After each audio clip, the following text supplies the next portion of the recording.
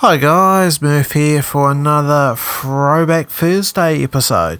This time we are going to go to one of my favourite forms of motorsport, a very underrated form of motorsport in my opinion, and that's short course off-road truck racing. Now, if you're wanting to get your off-road truck racing fix in a modern sim or even a modern game in general, your best option and probably only option right now is iRacing. But that wouldn't be a Throwback Thursday, would it?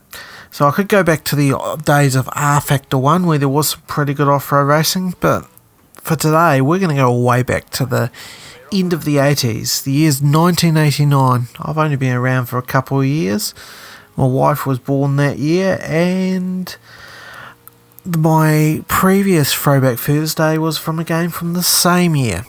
And in this case, we are going to go to Ironman Stewart Super Off-Road. Now, this came out in 1989, initially as an arcade game. You go out to your arcade, put your money in and rip up some dirt. And the structure of the game owes a lot to that original idea. But over time, in the next couple of years, in the early 90s, it would come out on multiple systems, I think about 20 of them.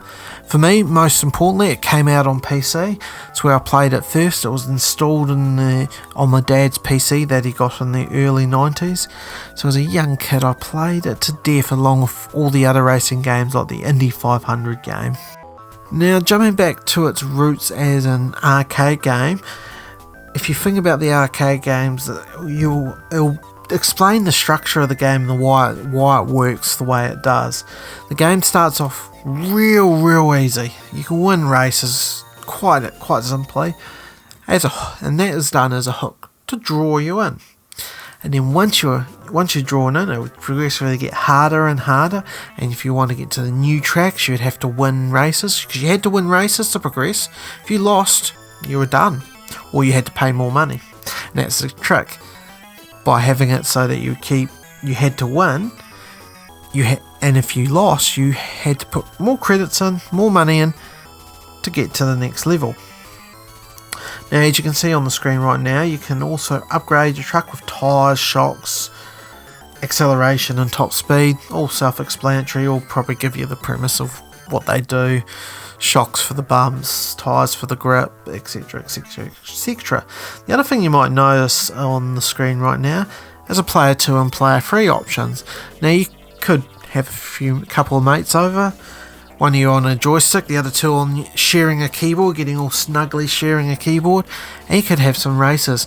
The only criteria, one of you had to beat the grey truck every time to progress to the next level, so that you wouldn't run out of credits. Now, after a year or two, there was even a track pack release for the arcades, gave you 8 other tracks, and also even gave you a dune buggy, or basically an off-road racing buggy.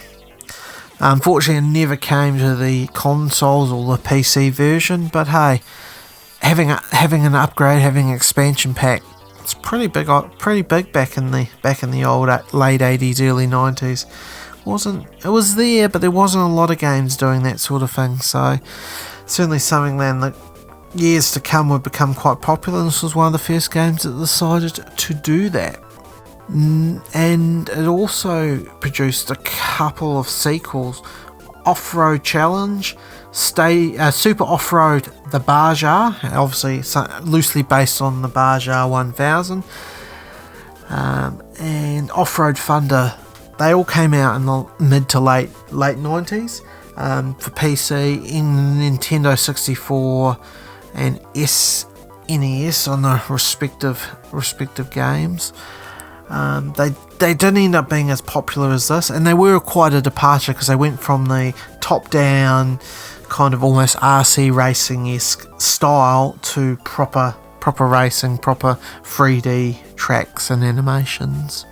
Now, this is still a very challenging game. I've tried about 3 or 4 playthroughs, and I can't seem to get past probably about 6 tracks in.